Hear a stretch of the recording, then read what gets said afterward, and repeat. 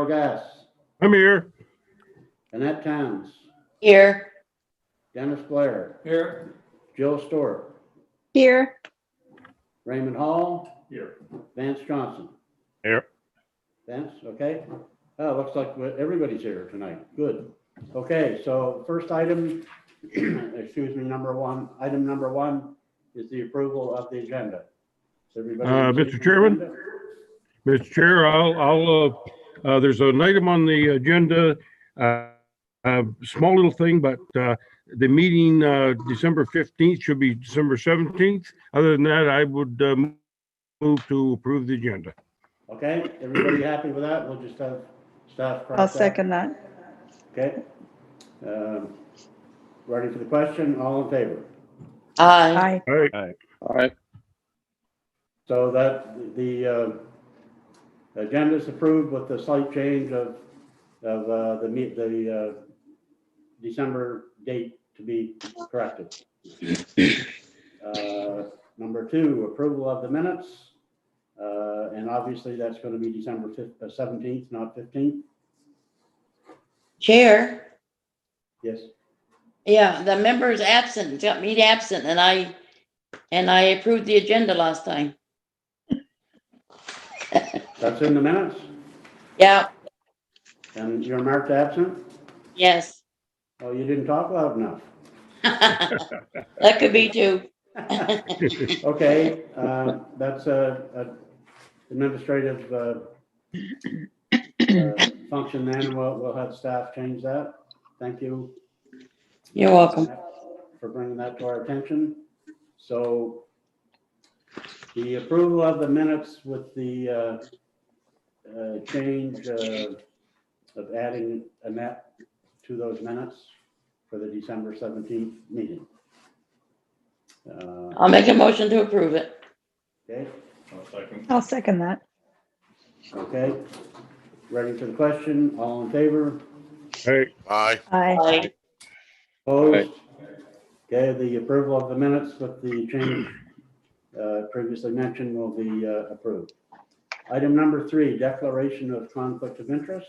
Does anybody wish to declare?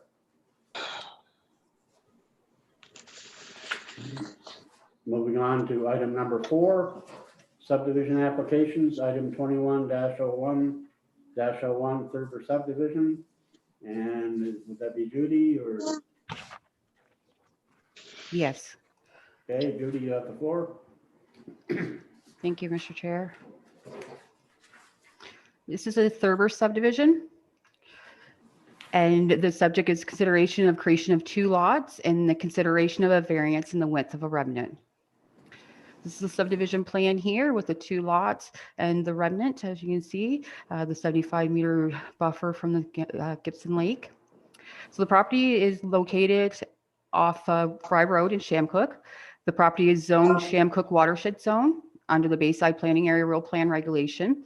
And this is zone extends 75 meters from the watershed and has restrictions on development and tree clearing. The applicant is proposed to create two lots, 20-1, 20-2, and the lots will be accessed by water across Gibson Lake from a public boat ramp off of Fry Road. And the lots will be used as seasonal residential. Water access is suitable. And lot 2020-1 has an existing camp on the property. The remnant property that fronts Gibson Lake requires a 23.01 meter variance to be approved. The remnant widens out behind the two proposed lots with an area of approximately 25 acres. And under the provincial subdivision regulation, the intent is to create a minimum lot size to ensure water and sewer services can be installed with the proper setbacks. So it is the opinion of staff that the creation of the remnant at a width less than the minimum required will not restrict the placement of such services. And they will be developable outside the 75-meter buffer. This is the aerial shot of the property. Borders Gibson Lake and Welch Lake to the north. This is the public boat ramp off Fry Road. It is a public boat dock. There's in the wintertime, children are skating on the ice, playing hockey. There is 2 other cabins across Gibson Lake that do use this public boat ramp for their access as well. And as you can see on the side here, there is room for a few vehicles parking. When I did talk to the clients, they will be having their boat dropped off on the side of the road, and the vehicles will be moved. They won't be staying on the side of the road here. Okay. So under the guidelines for lot creation for private roads, water access is permitted for seasonal or recreational purposes. And it is the opinion of staff that the lots are suitable for the purpose intended. Staff recommends that the Planning Review and Adjustment Committee of the Southwest New Brunswick Service Commission approve a water access for the development of land as shown on Plan Thurber subdivision, and the variance of 23.01 meters to create the remnant of width of 30.99 meters. The following note must be added to the final plan. Lots and parcels in this subdivision have been approved for water access seasonal residential purposes. Lots registered and subsequently developed may not receive public services such as school busing, garbage pickup, and the 75-meter buffer from the Gibson Lake being shown on and the following statement being added to the final plans. This area is subject to MB Regulation 2001-83, Watershed Protected Area Designation Order, Clean Water Act. And that's all I have. Thank you. Thank you, Judy. Open the floor for, first of all, is the applicant here, and do they wish to present? Mr. Chair, the applicant, which I believe is Sandy Thurber, is on. So I'm going to promote Sandy to a speaking role. And Sandy, if you wish to speak, just let us know.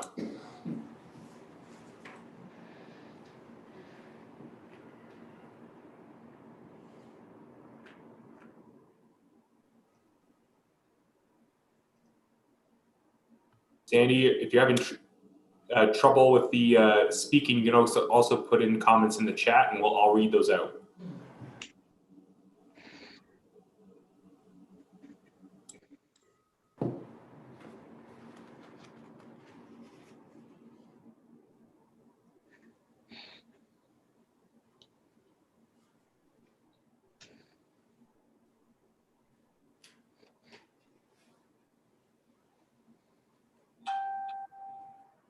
Okay, is anyone else online that wishes to speak in favor?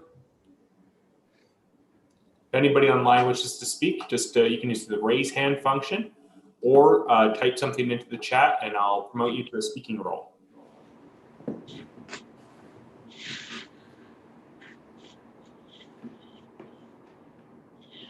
Mr. Chair, it doesn't appear that anybody wants to speak, so over to you. Okay, so that would include nobody in opposition as well, I assume. So there's nobody else online that wishes. Okay, so having said that, I would invite committee members to ask any questions that they wish of Judy.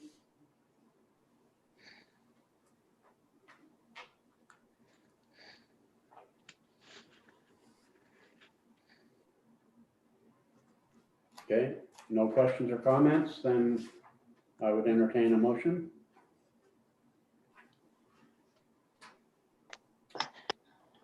Mr. Chair, I would move that we accept the staff recommendation for the development of the lot and for the variance on the remnant property, as well as adding the notes as detailed on the planning report. I'll second that nomination. Seconded by Brian. Just before I go to the question, is everybody able to hear us, and is there any delay? So I just want to make sure everybody has had a chance. I think it's great. Yeah. Okay. So far. Good. Good. Okay. All right, then, are you ready for the question? Ready? Question. All in favor? Aye. Aye. Aye. Aye. All opposed? Does the all in favors have it? That subdivision application is hereby approved. And the next item on our agenda is a temporary use applications. Item 21-01-02 for High Time Holdings Incorporated. And I think that's Sandra, maybe? That's me, Mr. Chair. Vivian? Yeah. Good evening, Vivian, welcome. Let me share my screen. Okay.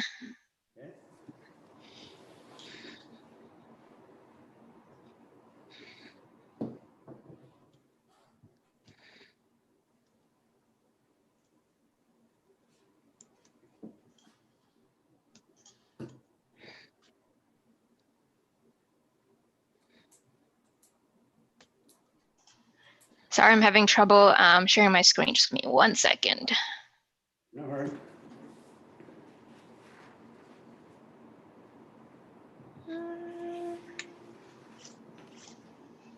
So on the audio issue, Mr. Chair, are you able to hear everybody else?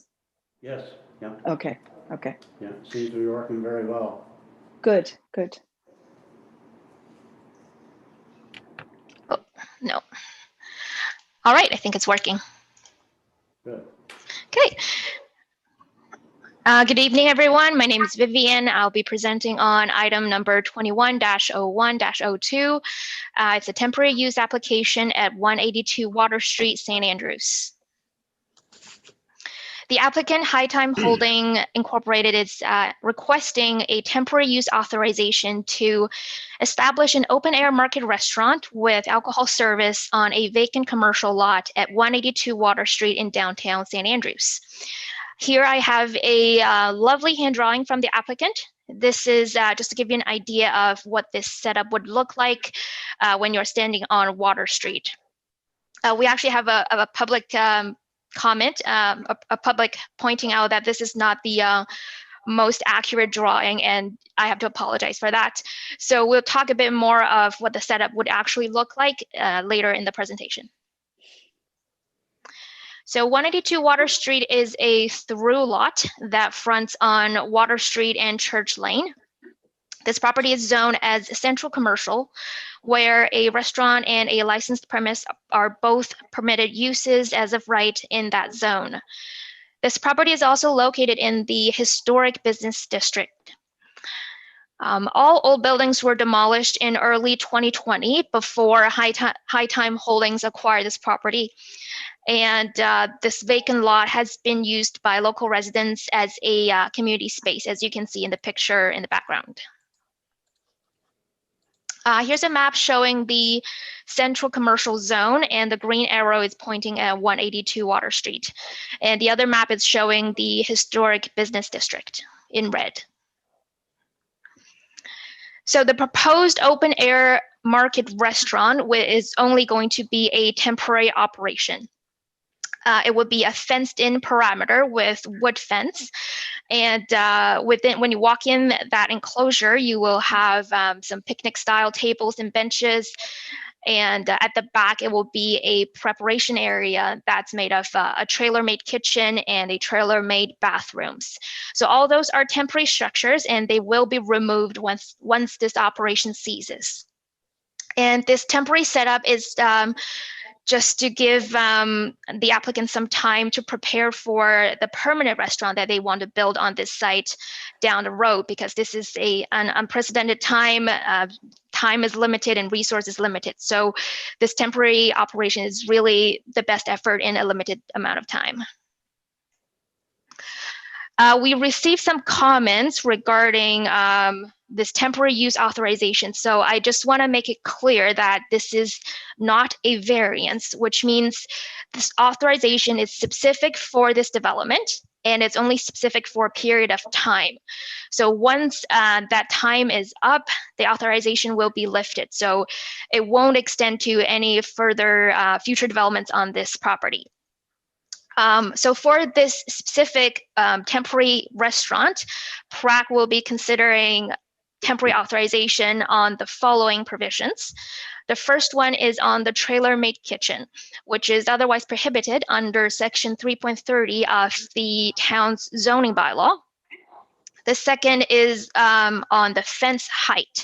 So the fence is proposed to be at 8 feet tall, where it's only allowed to be 3.3 feet under the zoning bylaw. And the third exemption is on fence setback. The fence facing Church Lane and the site lot lines are to be located on the lot lines where the bylaw requires it to be at least 3.3 feet from the lot lines. So again, to clarify, the trailer will only be allowed on this property for a period of time, and then it will have to be removed, and it will not extend to any other properties or future developments on this on this property. So I think that answers some of the public concerns. The Town of St. Andrews zoning bylaws gives PRAC the power to authorize a development that will be otherwise prohibited by this bylaw. It is subject to terms and conditions, and it's only for a temporary period. The Community Planning Act defines a temporary period as not exceeding 1 year. So the maximum amount of time that it can be authorized is only 1 year. Staff has recommended approval of this proposal based on the following 3 perspectives. The first perspective is it's based on this development's compatibility with the surrounding. So essentially what's being proposed here is a restaurant as a main use and a licensed premise as a secondary use. Both are allowed as of right in the central commercial zone. So staff believes that this temporary use is not going to introduce any impact that's unusual for this zone. Staff also recommends some terms and conditions to make sure that this temporary setup meets the heritage values of the historic business district, even though it's only a temporary use for a maximum of a year. The second perspective is to ensure public health and safety.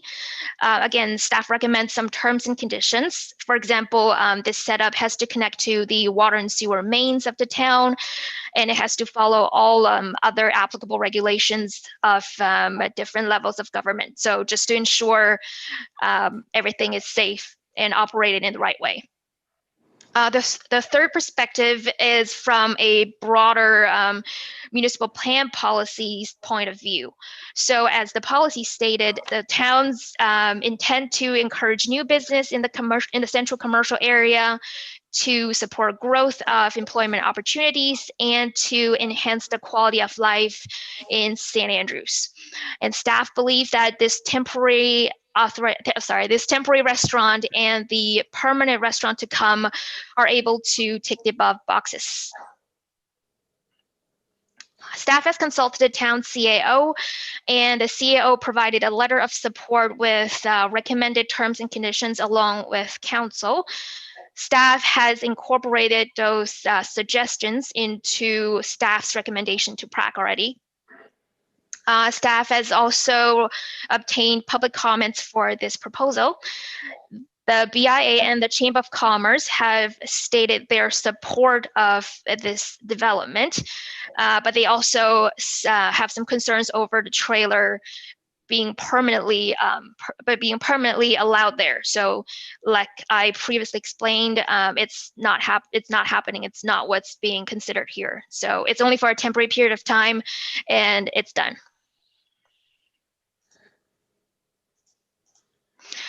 So staff's recommendation to PRAC is to authorize this temporary use for a 1-year period, subject to the following terms and conditions. Number 1 is water and sewer shall be connected to the water and sewer mains. Number 2, service of alcohol shall cease no later than 11 p.m. Number 3, the temporary walls along Water Street and Church Lane shall be no higher than 8 feet and made of painted or stained wood. Number 4, garbage storage shall be in a sealed container and be located at least 6 meters from Church Lane and Water Street, as per the provision of the Town of St. Andrews zoning bylaw. And number 5, this development shall be carried out without substantial changes to the conceptual plan as presented, and that's consistent with the heritage value of downtown St. Andrews. And number 6, all applicable town, provincial, and federal regulations shall be followed. That's the end of my presentation. Thank you, Vivian. Is the applicant present, and would they like to present.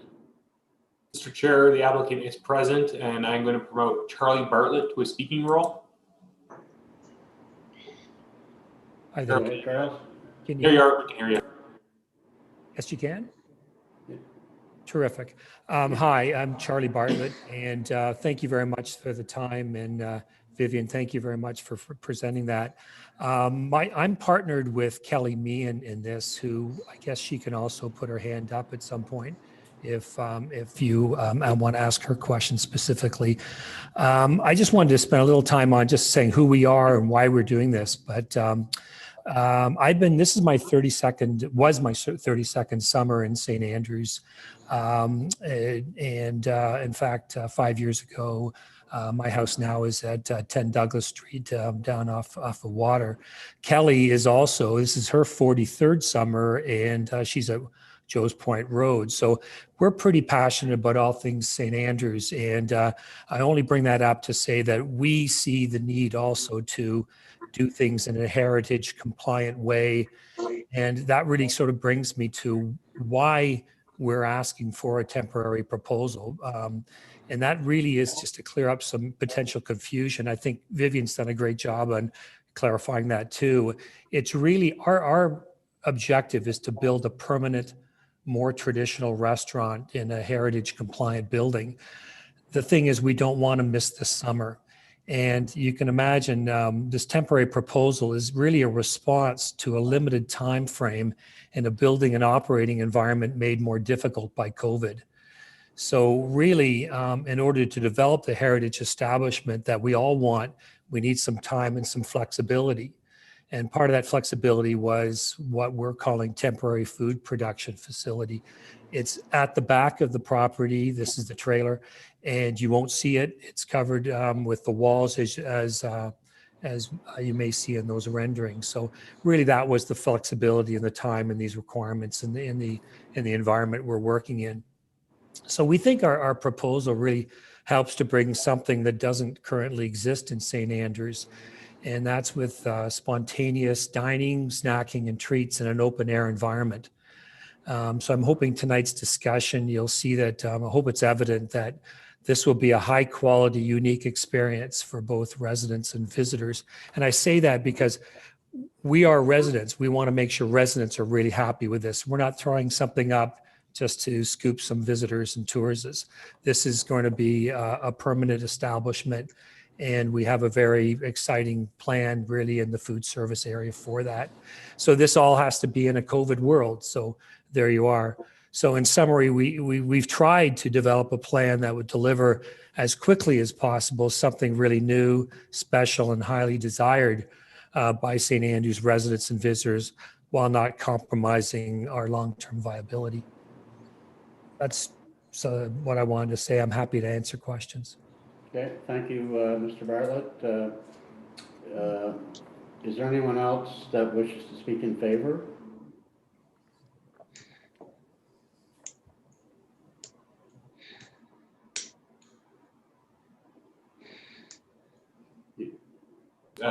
With the applicant on this?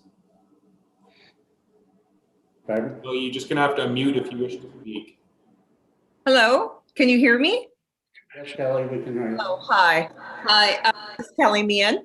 I think Charlie has very ably described to you what it is that we are hoping to do, both in the near term, in the next, through the next summer season of 2021 in St. Andrews, and then going forward,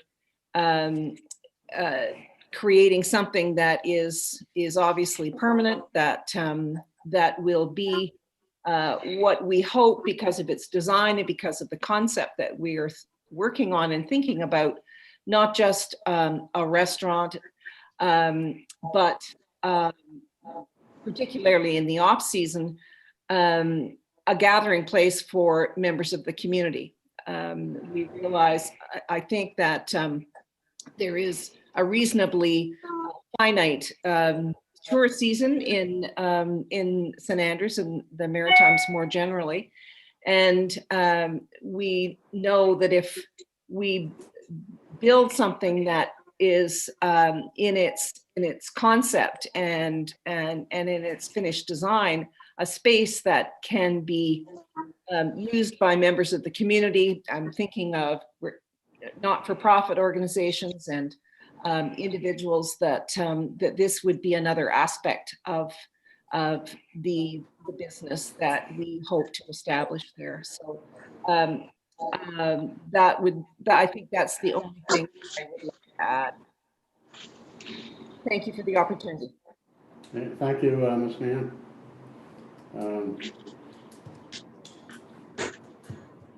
We would ask if there's anybody in opposition, if they wish to speak, and remind committee members, I think you can ask questions at any point if you wish, but perhaps if there's no wish to speak, now would be the time. Mr. Chair, the last person online is Tim Henderson. So what I might do is just put Tim to a speaking role. And Tim, if you want to speak, you can unmute yourself.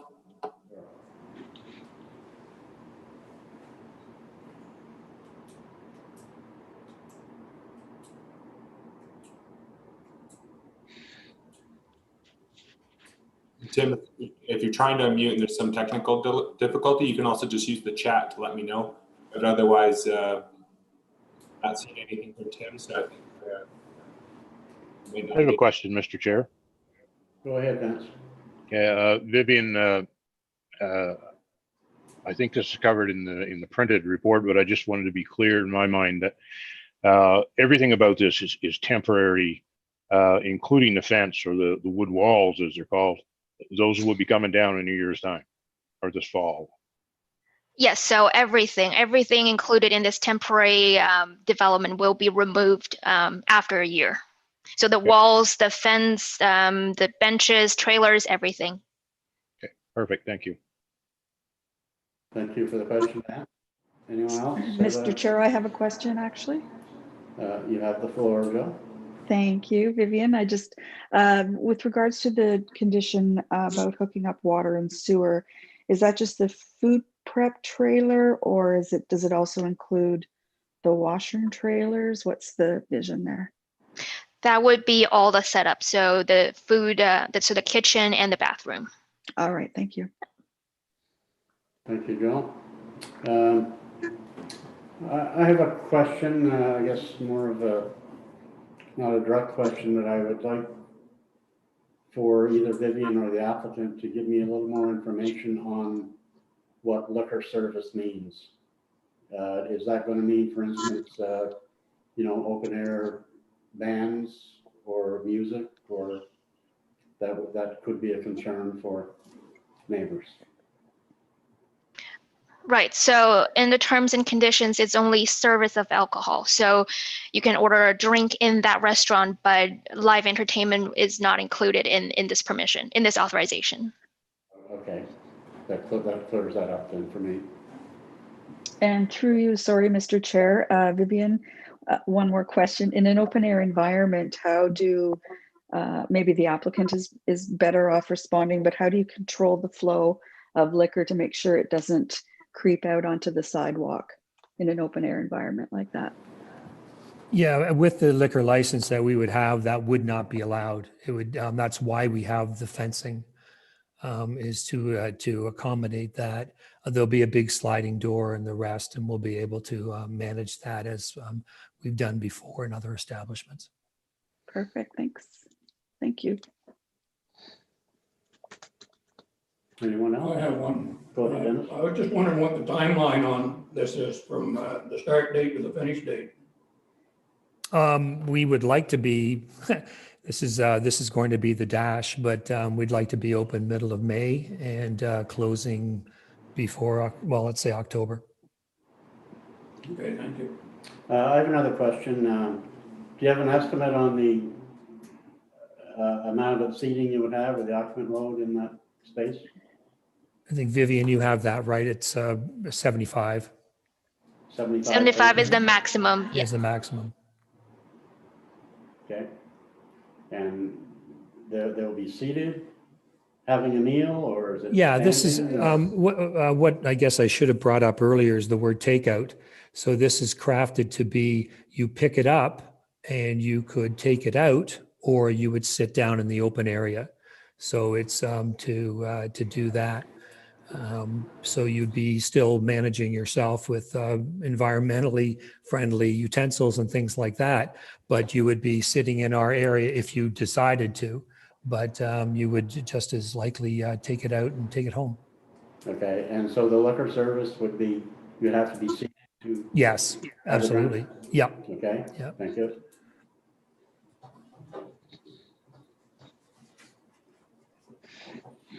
Anyone else have a question? Brian?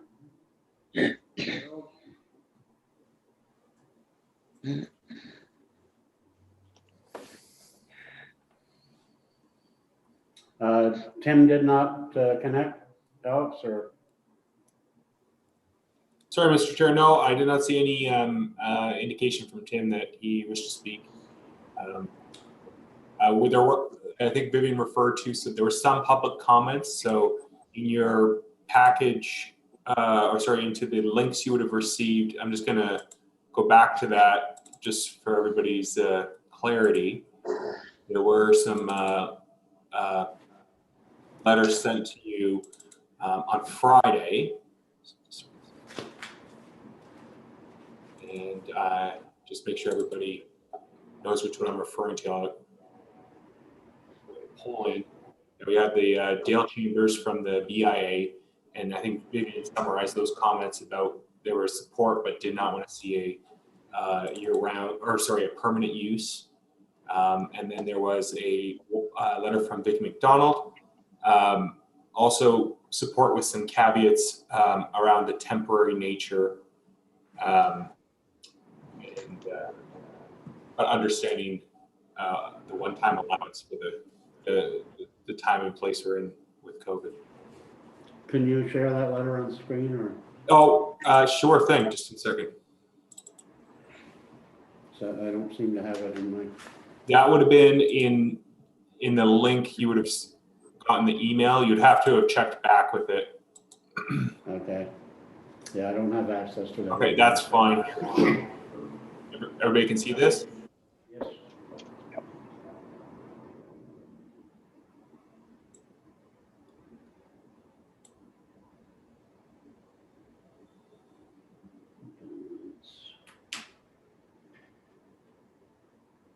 So basically, it looks like Vivian has covered those concerns from what I can see.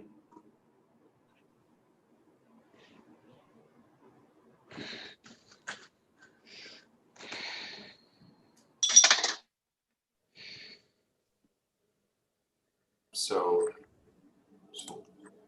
Was that the only letter? I'm just trying to get the other one up. Sorry, it's just a.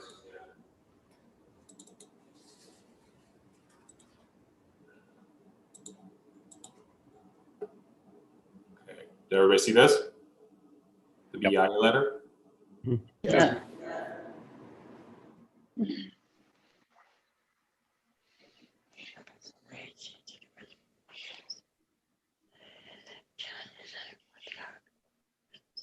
Okay, looks like that's covered as well.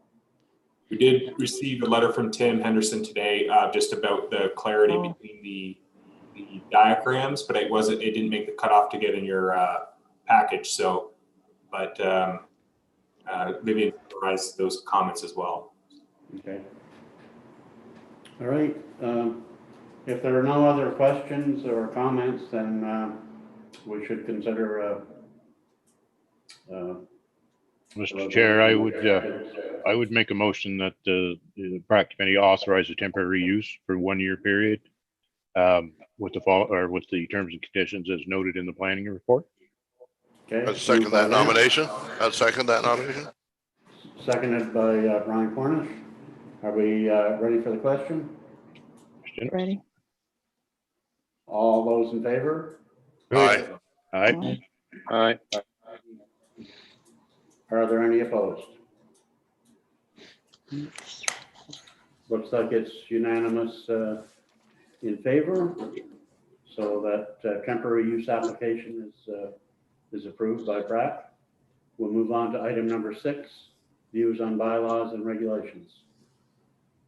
And Xander, Yep, thank you, Mr. Chair. We do have one of those. And we're going to stay in St. Andrews because we're talking about their new zoning bylaw, or the zoning bylaw to come soon. And before I get into the actual presentation, St. Andrews Council in December passed the municipal plan and secondary municipal plan. And they're moving right on to the zoning bylaw. They have to do it within a year, but they're hoping to get it done before this term of council runs out.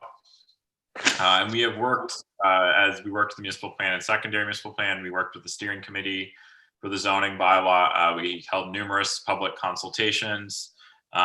We have had countless, I can't count, sessions with council on the zoning bylaw, public sessions, workshops, you name it. So we're on draft 18 at this point.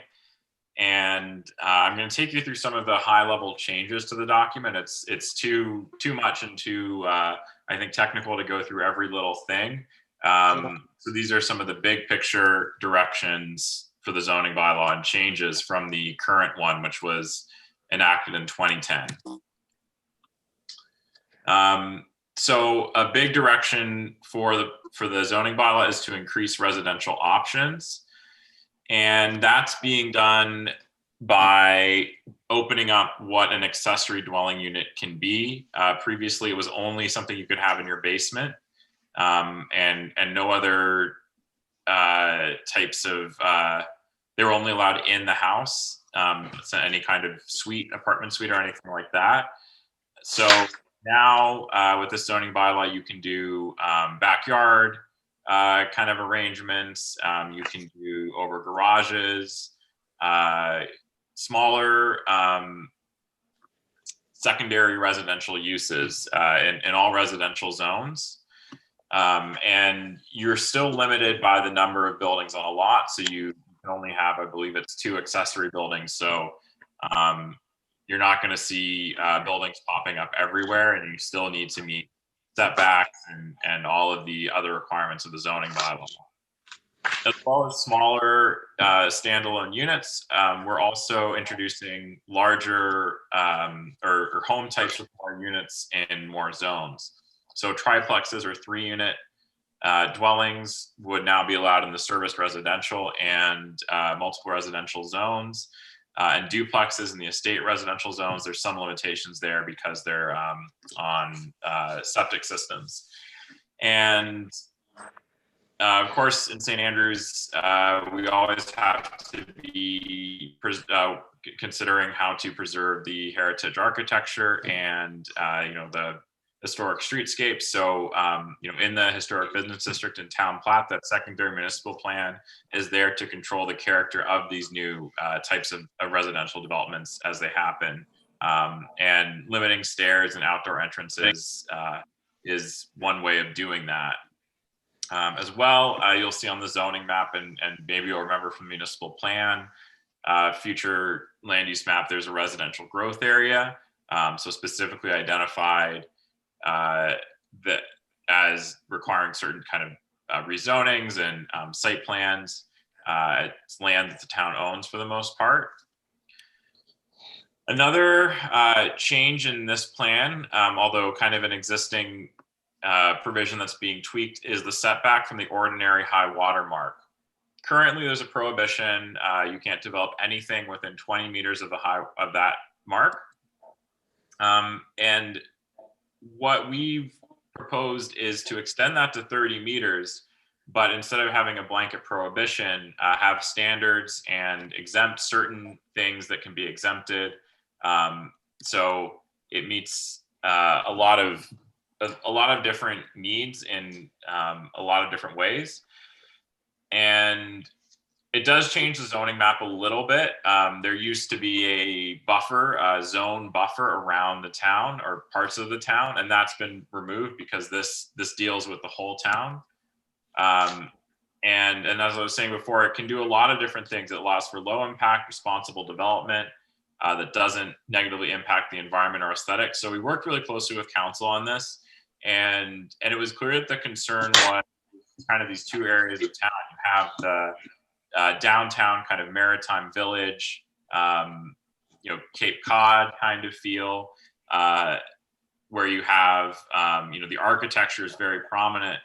But then as you move into the outskirts, you have the estate residential areas where the landscapes become more prominent as well as some of the architecture. So preserving trees where there are trees is one way of, you can have these two different sort of aesthetics exist that are both desirable for the town.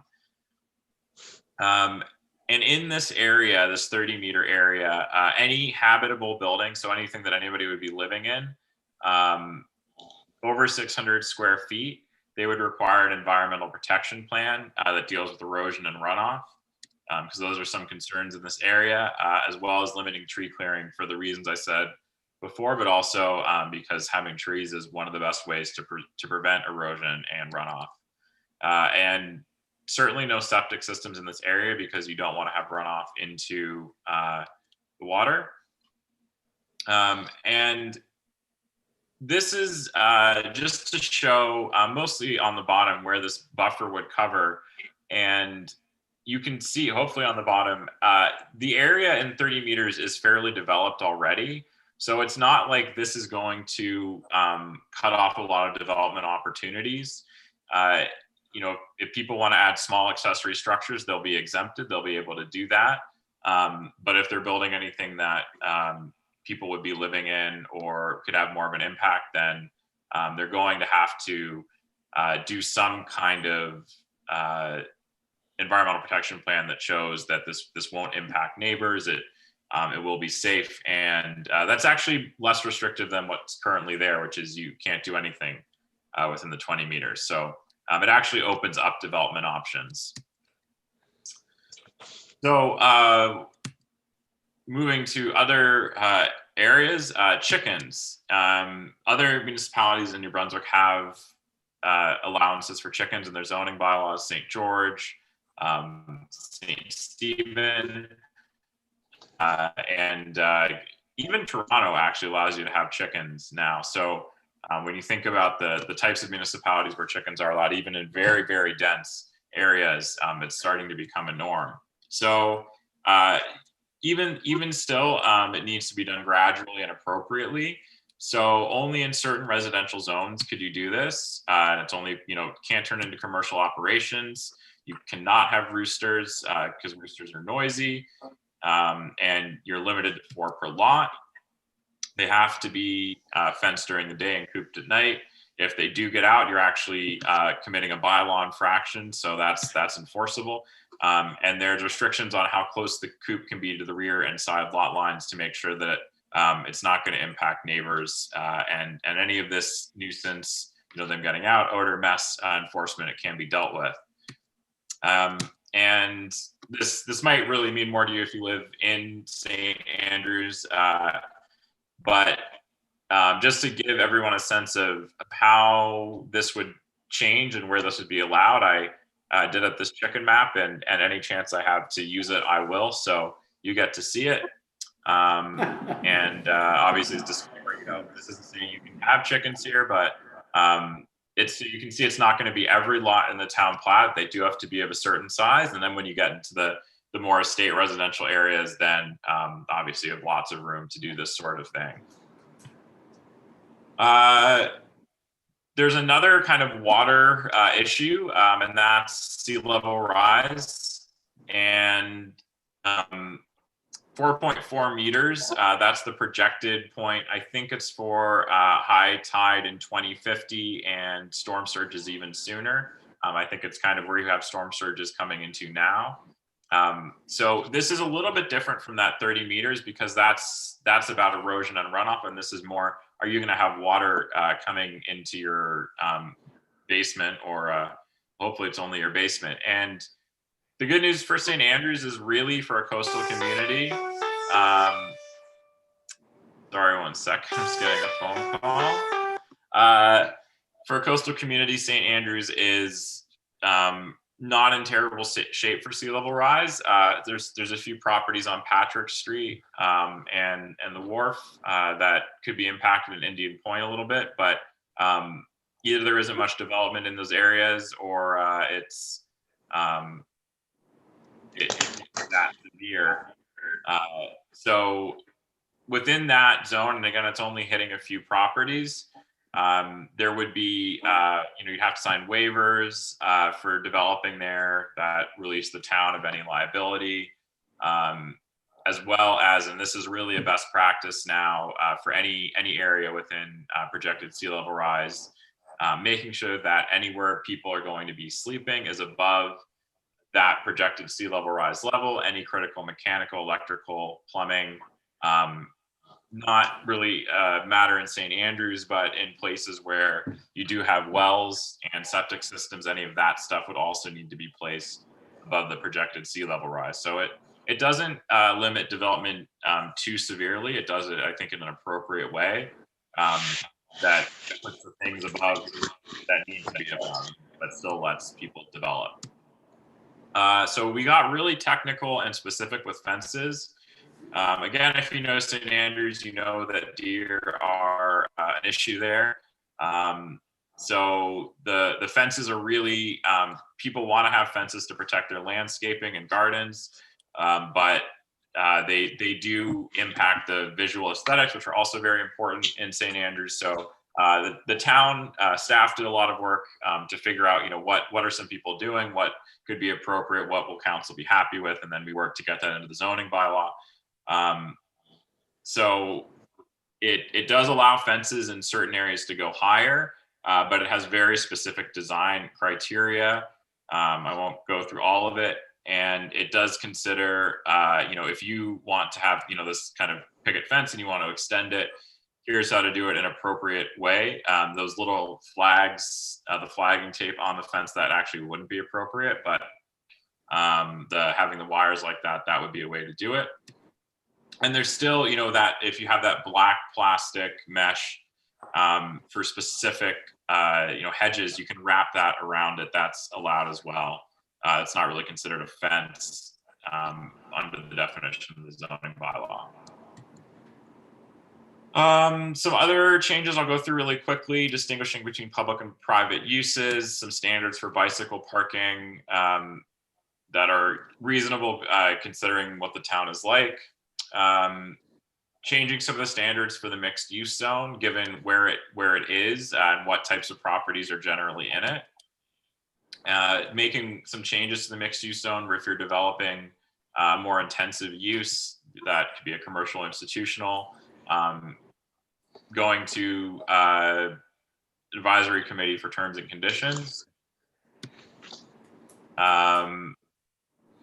This has sort of already been dealt with the secondary municipal plan, but it does have impacts on the zoning bylaw because the previous zoning bylaw, or I guess the current one, does a lot to deal with what the secondary plan now deals with. So a lot of that's been removed or moved into other sections of the zoning bylaw where it makes more sense.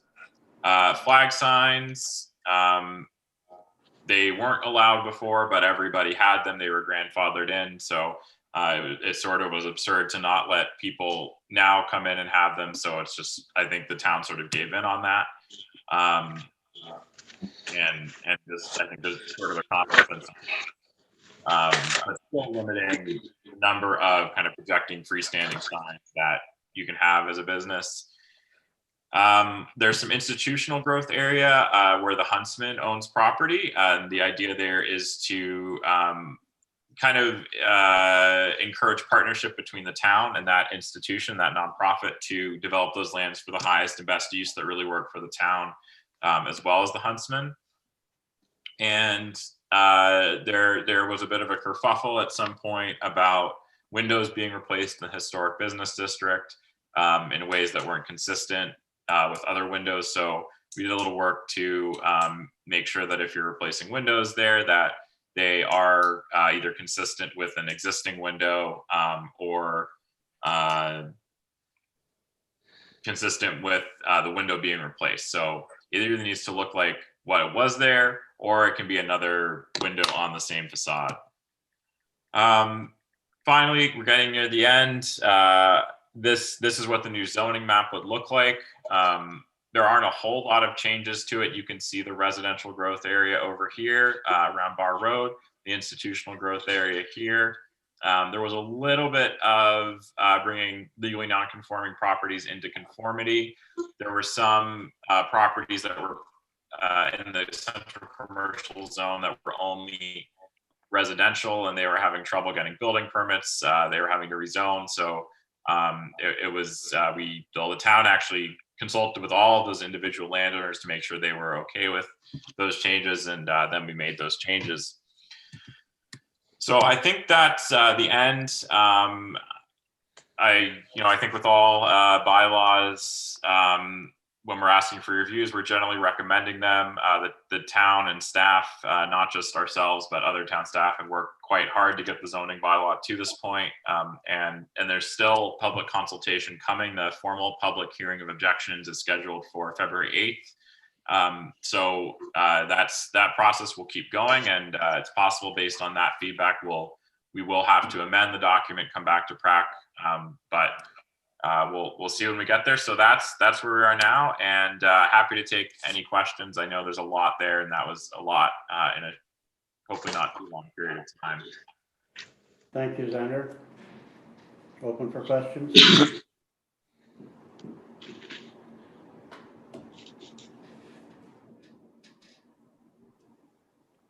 It's really just cleaning up the bylaws, right? This was a more extensive exercise than just cleaning up. Sometimes when we bring a zoning bylaw, a rural plan, we're just consolidating, bringing things into conformity with a new community planning act. But this was a pretty extensive exercise that went along with the municipal plan and secondary municipal plan. We've actually been working on this for 2 years. It'll be 2 years in April. We've been working on this whole process. So a lot of research, a lot of consultation did go into it. Okay, thank you. I just have a question, Xander, on windows, and not to get too technical. I know it's hard to get everything in there. When they're saying size and style, is that or replace the same with adequate replicate size and style, is that going to be liberal enough to allow people to replace windows when they have to, based on the fact that they're rotted out or whatever, and that they do have to replace it? And when they do replace it, are they able to, as long as they make it look the same as what was there before, are they able to incorporate new energy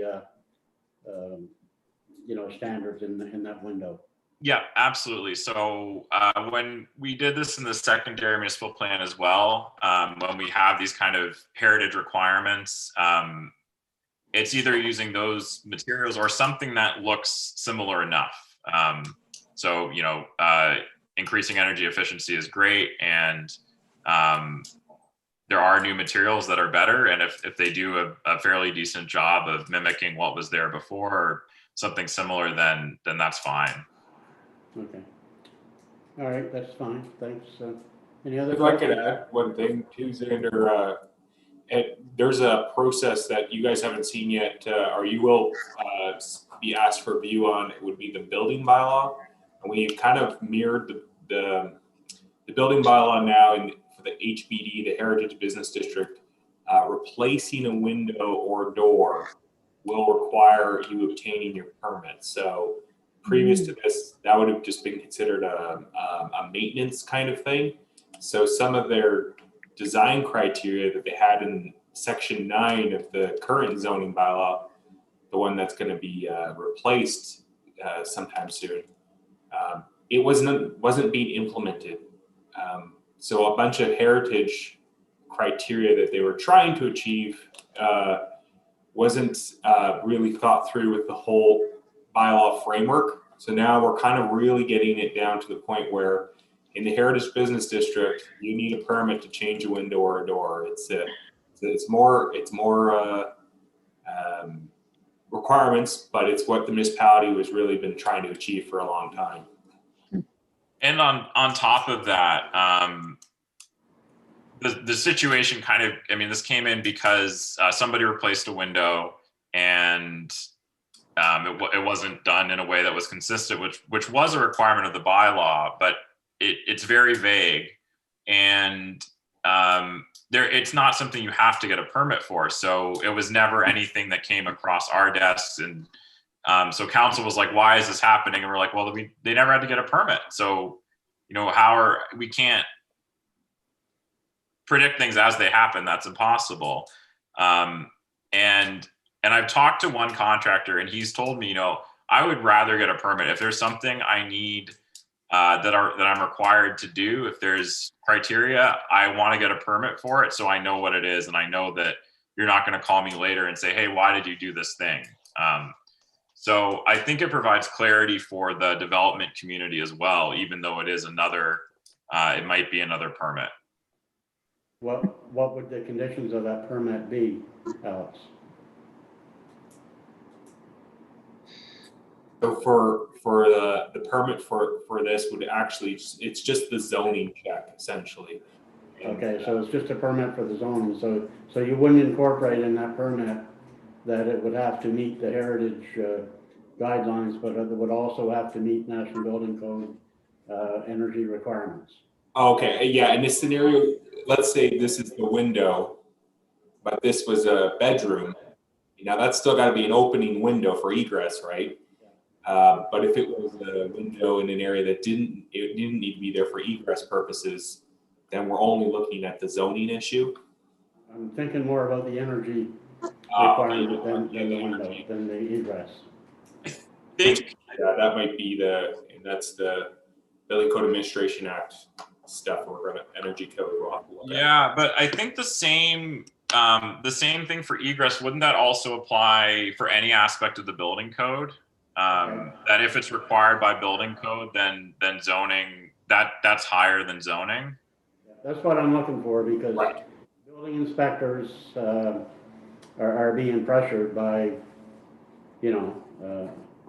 by people to enforce the building code in these areas, and it's going to be a big part of the Building Code Act when it comes in. So I just don't want to see people replacing windows just to make it look like a heritage, but then they end up with a window that the wind is blowing through and steam up all the time and frost in the winter and so on. So yeah, as long as it's reasonably meeting both of those criteria, then I'm okay with it. Yeah, and it would go over both desks, a building inspector and a development officer. Thank you, Alex and Andrew. That clarifies it for me. Any other questions? Just quickly, Xander, in the sea level rise zone, overlay zone, can you just give me a rough definition of what you consider to be habitable portion? Sure. So it's an area where people are living, and we do have a definition of habitable. Let me just pull up the bylaw for habitable.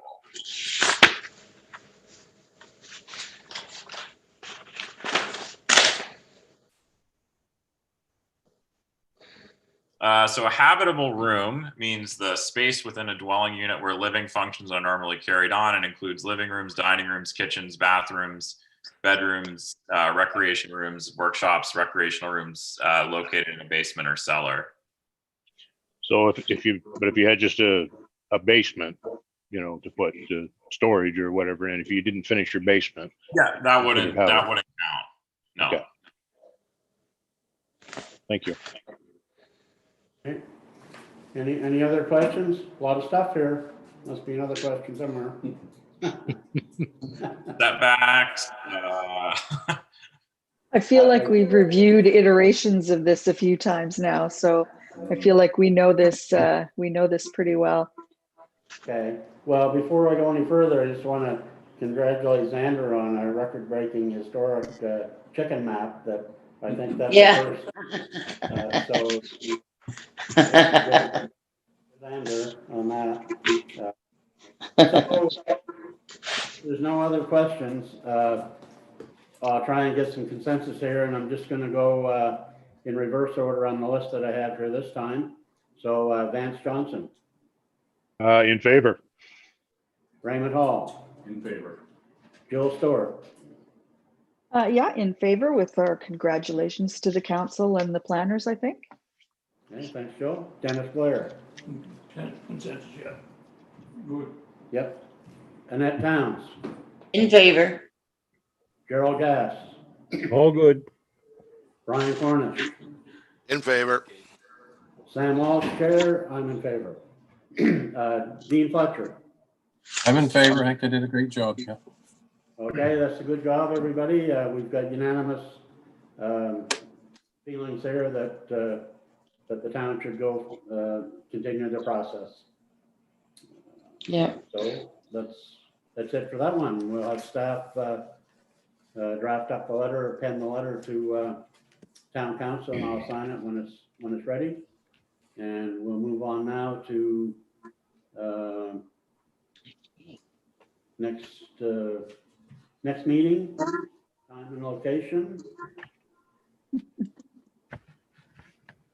That would be the regular third Thursday of the month. Is that February 18th. February 18th? 80. And we're just going to hold off here for just a second on that last item there. I'm having a little trouble reading it, but oh, I get it now.